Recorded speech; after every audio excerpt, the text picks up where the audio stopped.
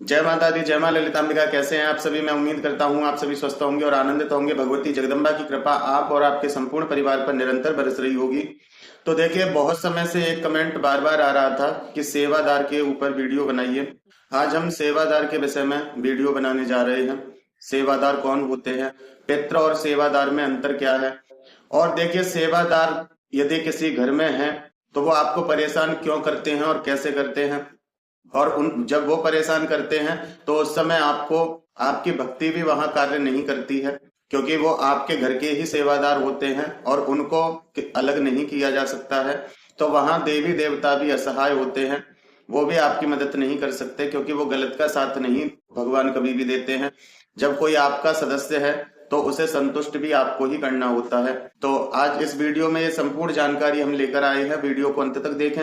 जानकारी पसंद आए तो वीडियो को एक लाइक अवश्य कर दें, कमेंट में जय माता दी लिखें। चैनल पर आप पहली बार आए हैं तो चैनल को सब्सक्राइब कर लें, वीडियो को शेयर करें जिससे कि अन्य लोगों को भी इसके बारे में जानकारी प्राप्त हो सके। तो आइए वीडियो शुरू करते हैं। तो सबसे पहले जानते हैं पितृ में और सेवादार में अंतर क्या होता है। तो देखिए, कोई व्यक्ति जब मृत्यु को प्राप्त होता है, यदि उसकी अकाल मृत्यु हुई है, किसी सर्प के डसने से उसकी मृत्यु हुई है, पानी में डूबने से उसकी मृत्यु हुई है, किसी दुर्घटना में उसकी मृत्यु हुई है, या किसी भी प्रकार की अभिचारक क्रिया में उसकी मृत्यु हुई है, तो ऐसे व्यक्ति प्रेत योनि को प्राप्त होते हैं, क्योंकि इनकी अकाल मृत्यु है। तो इसलिए ये प्रेत योनि में आते हैं। जो अपनी उम्र के साथ मृत्यु को प्राप्त होते हैं, ऐसे व्यक्ति पितृ बनते हैं। और पितृ वो बनते हैं, पितृलोक में वास करते हैं। तब तक वास करते हैं तब तक उनके अनुकूल कोई माता पिता प्राप्त नहीं होते। जैसे उनके कर्म होते हैं वैसे घर में उनका फिर जन्म करा दिया जाता है। और यदि ज्यादा विशेष अच्छे कर्म हैं और उनके निमित्त उनके बच्चे दान पुण्य श्राद्ध आदि कर्म करते हैं, तर्पण करते हैं, तीर्थों में दान करते हैं, उनके निमित्त बड़े बड़े पुण्य करते हैं, तो ऐसे पितरों को मोक्ष भी प्राप्त हो जाता है। उनके जन्म मरण का बंधन टूट जाता है और उनकी मुक्ति हो जाती है, जिसके कारण आप उनको नहीं भी पूछते हैं तो आपको कोई कष्ट नहीं होता है। जैसे बहुत से लोग कहते हैं कि हमने गया में पिंडदान कर दिया है तो अब हम उनका श्राद्ध नहीं निकालते हैं।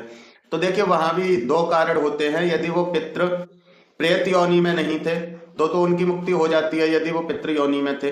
अगर वो पितृ योनि में नहीं थे, प्रेत योनि में थे, तो गया में पिंडदान करने से भी उनकी मुक्ति नहीं होती है। पहले उनको शुद्ध करना पड़ता है। उसके लिए मैंने एक वीडियो में बताया भी है कि या तो आप उनके लिए उनको शुद्ध करने की प्रक्रिया को अपनाइए, या फिर पिशाच मोचन कुंड जो काशी में स्थित है वहां जाके उनके निमित्त श्राद्ध तर्पण पिंड आदि क्रियाएं करवाइए, जिससे कि उनको प्रेत योनि से छुटकारा मिले और वो पितृ योनि को प्राप्त हो। जब पितृ योनि को प्राप्त होते हैं तो आपके पुण्य उनको प्राप्त होने लगते हैं और आपके पुण्यों के कारण उनकी मुक्ति हो जाती है, उनको मोक्ष मिल जाता है। और यदि उनकी मुक्ति नहीं हो पाती है तो उनको उनके अनुसार उनके अनुकूल किसी घर में पुत्र या पुत्री रूप में जन्म मिल जाता है। तो ये होता है। अब देखिए, यहाँ सेवादार क्या होता है। सेवादार भी आपके घर का ही पितृ होता है। सेवादार का अर्थ होता है, कोई व्यक्ति है वो किसी मंदिर की देखभाल करता है तो वो मंदिर का सेवादार है। यदि कोई व्यक्ति घर के बने मंदिर में पूजा पाठ करता है, साफ सफाई का ध्यान रखता है, देवी देवताओं को स्नान कराता है, उनकी सेवा करता है, तो वो अपने घर के मंदिर का सेवादार होता है। कोई व्यक्ति है जो गद्दी लगाता है तो वो शक्तियों का सेवादार है। जिन शक्तियों को वो साथ लेके चल रहा है उन शक्तियों का वो सेवादार है। ऐसे व्यक्ति की यदि अकाल मृत्यु हो जाए, वो आपके आसपास ही रहते हैं। प्रेत योनि में तो वो नहीं जाते, क्योंकि उन्होंने सेवा की है शक्तियों की, तो उनके पास इतनी सामर्थ्य होती है कि वो पितृ योनि में जा सके। अकाल मृत्यु होने के बाद भी उनके पास सेवा का इतना तप होता है, बल होता है कि वो अपनी मुक्ति स्वयं करा सकते हैं। लेकिन फिर भी वो नहीं जा पाते। क्यों? क्योंकि देखिए, जो शक्तियों की उन्होंने सेवा की थी, जिन शक्तियों को उन्होंने जागृत किया था, उन शक्तियों की सेवा के लिए वो किसी को चुनते हैं। या तो वो अपने जीते जी किसी अपने शिष्य को या अपने घर में किसी को वो शक्तियों का आशीर्वाद दे जाए, उनको उनका सेवादार नियुक्त कर जाए, उनके सिर पे हाथ रख जाए, तो उनकी मृत्यु के बाद वो सभी शक्तियां जिसके सिर पे हाथ रखा है, चाहे शिष्य हो चाहे घर का व्यक्ति हो, तो वो उसके साथ रहने लग जाती हैं, जिसके कारण से वो शक्तियां उस व्यक्ति की मुक्ति में बाधा नहीं बनती हैं। और वो व्यक्ति अपने कर्म के अनुसार या तो पितृ योनि में जाता है या मोक्ष को प्राप्त करता है। लेकिन जब तक यदि किसी को चुना नहीं गया है उस व्यक्ति के द्वारा, जब तक शक्तियों को किसी को दिया नहीं गया है, तब तक वो सभी शक्तियां उसके मुक्ति में बाधा रहती हैं। इसीलिए तो कहा जाता है कि जब भी कोई सिद्धि साधना करो तो शक्तियों से एक वचन पहले ले लेना चाहिए कि जब तक मैं जीवित हूं मेरे साथ रहे, मेरे ऊपर कृपा करें, लेकिन मेरी मृत्यु के उपरांत मेरी मुक्ति में बाधा ना बने। इसीलिए कहा जाता है। अब देखिए, अकाल मृत्यु वैसे तो किसी की होती नहीं। जो किसी की मदद कर रहे हैं, भगवान की सेवा कर रहे हैं, शक्तियों की सेवा कर रहे हैं, उनकी मृत्यु अकाल नहीं होती है। लेकिन किसी कारणवश अगर उनके साथ ऐसा होता है, क्योंकि बहुत से लोग बिना गुरु के भी ये कार्य करने लग जाते हैं, बिना गुरु के भी बड़ी बड़ी साधनाएं करने लग जाते हैं, तो वहां शक्तियां ही उसको उलट पुलट कर देती हैं। या फिर बिना गुरु के गद्दी लगा रहे हैं, सामने कोई ऐसी शक्ति है जिसका तुम सामना नहीं कर पाए, जिसको काटने का तुम्हें ज्ञान नहीं, जिससे बचने का तुम्हें ज्ञान नहीं, क्योंकि ये ज्ञान तो गुरु देते हैं। अब शक्तियां तो केवल आपके आदेश अनुसार उस कार्य को करती हैं, वो आपको ज्ञान थोड़ी देंगी कि ये करना है कि वो करना है। आप उसको जो जो कहोगे भोग दे करके शक्ति तो वो काम करेगी। तो यहाँ गुरु की बहुत आवश्यकता होती, जो भी लोग गद्दी वगैरह लगाते हैं वहां गुरु की बहुत आवश्यकता होती है।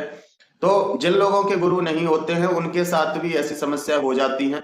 अगर वो किसी के सिर पे हाथ नहीं रखे गए हैं तो वो शक्तियां उसकी मुक्ति नहीं होने देंगी। अब उसकी मुक्ति नहीं हुई है और आप उसको तो पूज रहे हो, उसको तो मान रहे हो, लेकिन उन शक्तियों को नहीं मान रहे हो, तो वो शक्तियां भी उस तक कुछ नहीं पहुंचने देती हैं, क्योंकि वो अपने जीवन में पहले उन शक्तियों को भोग दे रहा था, तब खुद ग्रहण कर रहा था। लेकिन आप अपने पितृ को भोग दे रहे हो, लेकिन उन शक्तियों को भोग नहीं मिल रहा, उनको स्थान नहीं मिल रहा है, तो वो ज्यादा परेशान करती हैं। आप 4 भाई हैं तो चारों परेशान रहेंगे जब तक कोई घर में गद्दी नहीं लगाएगा, उनकी उन शक्तियों को स्थान नहीं देगा, तो चारों परेशान रहेंगे। और चारों में से यदि किसी एक ने भी इस सेवा को उठा लिया और उन शक्तियों को स्थान मिल गया, तो वहां जो आपका पितृ है वो उसकी मुक्ति का जो मार्ग अवरुद्ध कर रखा था शक्तियों ने, वो मार्ग खुल जाता है और वो अपनी आगे की यात्रा में बढ़ जाता है। और वो शक्तियां फिर आपके साथ रहने लगती हैं, फिर वो आपकी सेवा से प्रसन्न होती हैं, फिर वो आपके कार्यों को करती हैं। तो ये होता है। तो बहुत से कमेंट आते हैं कि हमारे घर में पहले गद्दी लगती थी, अब कोई नहीं लगाता है, तो हमें लगानी चाहिए या नहीं लगानी चाहिए। तो देखिए, मैं तो सबसे पहले यही कहूंगा कि यदि किसी के घर में ऐसा कुछ होता है, किसी के घर में कुछ ऐसा होता था, गद्दी लगती थी, चौकी लगती थी, और यदि उन्हें उस व्यक्ति की मृत्यु के बाद कष्ट मिल रहा है, तो समझ जाइए कि वो शक्तियां स्थान चाहती हैं। जीते जी उस व्यक्ति ने किसी को चुना नहीं शक्तियों के लिए, अब वो चाहती हैं कि कोई हमें धारण कर सके। तो देखिए, वहां फिर जो ज्यादा पूजा पाठ वाले व्यक्ति होते हैं, या तो ऐसे व्यक्ति को चुना जाता है, और नहीं तो खुद कोई इंसान चाहे कि हम बहुत परेशान हैं, इससे तो अच्छा जो हमारे दादाजी करते थे या हमारे पिताजी करते थे उस काम को हम दोबारा शुरू करें, तो शक्तियां उसके पास आती हैं। फिर वहां जो वो पितृ होता है जिसके साथ शक्तियां चलती थी, जिसने गद्दी लगाई थी, वही पितृ आपको उसके बाद उन शक्तियों के बारे में मार्गदर्शन देता है, उन शक्तियों के बारे में आपको समझाता है, बताता है। तो ये होता है। बहुत से घर परिवारों में ऐसा होता था, लेकिन आज उनके बच्चे नहीं करते हैं, तो उनके घर में समस्याएं चलती हैं। और देखिए, इस समस्या से आपको कोई बाहर का व्यक्ति निजात नहीं दिला सकता है। इससे तो एक ही तरह से आप छुटकारा पा सकते हैं कि आप किसी गद्दी के जो गुरु हों, जो गद्दी चलाते हों, ऐसे किसी व्यक्ति को जो सही हो। देखिए, सब तरह के लोग हैं दुनिया में, लेकिन जो सही हो, जो अपने धर्म से चल रहे हो, लोगों की मदद कर रहे हो, ऐसे व्यक्ति से जाके आप इस विषय में बात कीजिए, जिससे कि वो व्यक्ति अपनी शक्तियों द्वारा आपके उस पूर्वज से बात कर सके और वो जान सके कि अपने बाद वो किसको ये सेवा देना चाहते हैं। उन्होंने कोई शिष्य को चुन रखा है कि मुझे अपने उस शिष्य को देना था, लेकिन देने से पहले उनकी मृत्यु हो गई। तो यदि वो शिष्य को चुन रहे हैं तो उस शिष्य को समझाइए। अगर वो ले सके तो अच्छी बात है, अगर नहीं लेना चाहता तो फिर वो शक्तियां आपको लेनी पड़ेंगी।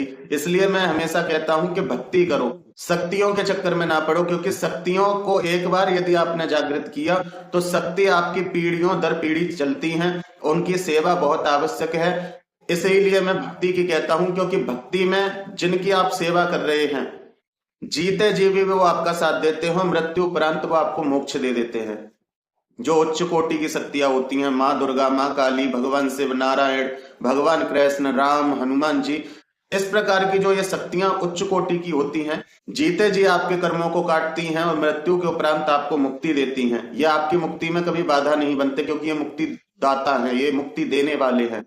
लेकिन जो शक्तियां होती हैं, जो निम्न कोटि की शक्तियां होती हैं, जिनका सहारा लेके व्यक्ति लोगों की मदद करता है, जन कल्याण करता है, जो इसी चराचर जगत में भ्रमण करती हैं, वो शक्तियां ऐसे ही आपको नहीं छोड़ती हैं, क्योंकि आपने उनकी सेवा की है, उनको जागृत किया है। तो या तो अपने जीते जी किसी को सेवादार चुन के जाइए, और अगर जीते जी नहीं चुन पाए, मान लो आपकी अकाल मृत्यु हो गई, तो आपके घर में कोई ऐसा होना चाहिए जो आपके बाद इस प्रक्रिया को संभाल सके। और यदि आपको लगता है कि हमारे घर में ऐसा कोई नहीं है, तो अपना कोई शिष्य हो, उसको उससे संकल्प करवा लीजिए कि मेरी मृत्यु के बाद ये शक्तियां सब तेरे साथ चलेंगी। और यदि आपका कोई शिष्य भी इस लायक नहीं है, तो आप शक्तियों से वचन ले लीजिए कि जब तक मैं जीवित हूं मैं आपको सेवा दूंगा, फिर उसके बाद आप चाहे किसी को भी सेवादार चुनना, मेरी मुक्ति में बाधा मत बनना। इस प्रकार से ये कार्य किए जाते हैं, लेकिन ये चीजें गुरु समझाते हैं। अब जो लोग बिना गुरु के ये कार्य करते हैं, तो उन्हें इन चीजों की नहीं पता होता, बस वो शक्तियों का साथ लेते हैं, उन्हें भोग प्रसाद देते हैं, अपना कार्य करते हैं, दूसरों की मदद करते हैं। फिर मृत्यु के बाद उन्हें और उनके परिवारजनों को बहुत पीड़ा और कष्ट का सामना करना पड़ता है। तो मेरा तो कहना यही है, बार बार उन भाई का कमेंट आ रहा था, देखिए वैसे मैं इन विषयों में वीडियो नहीं बनाता हूं, लेकिन सिक्के के दो पहलू होते हैं, दोनों तरफ देखना पड़ता है। मैं भक्ति सिखाता हूं, क्योंकि भक्ति में किसी भी प्रकार की अड़चन नहीं आती है, जीते जी भी और मृत्यु के उपरांत भी। लेकिन जो शक्तियों के साथ चलते हैं, तो या तो उनको पूरा ज्ञान होना चाहिए इस विषय में, अगर ज्ञान नहीं है तो शक्तियों से ना खेलें। और जिन लोगों के साथ यदि ऐसा हो रहा है, जिनकी पीढ़ियों में गद्दियां चल रही थी, लेकिन आज गद्दियां बंद हैं किसी कारण से, चाहे किसी ने बांध दी हो, जो गद्दियां लगाते थे वो आज मौजूद नहीं है, वो मृत्यु को प्राप्त हो गए हैं, और उन्होंने किसी और को सेवादार नहीं चुना है। यदि ऐसा होता है तो उनके घर में परेशानियां होंगी, और वो चाहे कितनी भी जगह अपनी परेशानी से छुटकारे के लिए गए होंगे, लेकिन उन्हें कोई समाधान नहीं मिल रहा होगा, क्योंकि वो आपके घर के ही पितृ हैं जो कि आपको परेशान करते हैं, क्योंकि आप केवल आपसे इतना चाहते हैं कि आप उन शक्तियों का भार अपने ऊपर ले लें, जिससे कि वो अपनी आगे की यात्रा में बढ़ जाएं। तो इसलिए यदि किसी के साथ ऐसा होता है, तो कोई अच्छा सा गुरु ढूंढिए, और उन गुरु से फिर आप सलाह मशवरा कीजिए इस विषय में कि हमारे साथ, हमारे कुल में, हमारे पीढ़ी में इस प्रकार गद्दी लगती थी, अब हम उस गद्दी को वापस कैसे प्राप्त कर सकते हैं, हमें क्या करना पड़ेगा, क्या नहीं करना पड़ेगा। फिर वहां गुरु आपको मार्गदर्शन देते हैं, वो आपसे जो करवाना चाहते हैं वो करवाएंगे, वो आपसे कुछ वचन वगैरह या कोई साधना वगैरह करवाना चाहते हैं तो वो आपसे करवाएंगे। उसके बाद जो वो आपके पितर हैं, जो जिनके साथ शक्तियां चलती थी, वो आपका आगे का मार्गदर्शन करेंगे कि किस शक्ति को मैं क्या भोग देता हूं, किस शक्ति को मैं कैसे चलाता हूं, वो आपको पूरी डिटेल बताएंगे। गुरु आगे कैसे चलाना है उसके बारे में गुरु आपको समझाएंगे। तो ये मैंने पूरी कोशिश की है समझाने की, और मैं उम्मीद करता हूं कि उन भाई की समझ में आएगा कि सेवादार क्या है और पितृ और सेवादार में क्या अंतर है। और यदि किसी के घर में इस प्रकार की क्रिया हो रही है, तो वो कैसे इस चीज से छुटकारा पा सकते हैं। तो इस वीडियो में मैंने संपूर्ण जानकारी दी है, जितना भगवती की कृपा से मैं दे पाया। तो मैं उम्मीद करता हूं कि मेरे द्वारा दी हुई जानकारी आपको समझ में आई होगी और पसंद आई होगी। जानकारी पसंद आई है तो वीडियो को एक लाइक अवश्य कर दें, कमेंट में जय माता दी लिखें। चैनल पर आप पहली बार आए हैं तो चैनल को सब्सक्राइब कर लें। फिर मिलते हैं एक अगली वीडियो में एक नई जानकारी के साथ। तब तक अपना और अपने परिवार का ध्यान रखें, भगवान की भक्ति करें, निरंतर भक्ति करें और भक्ति पथ पर आगे बढ़ते रहें। जय माता दी, जय मां ललितांबिका।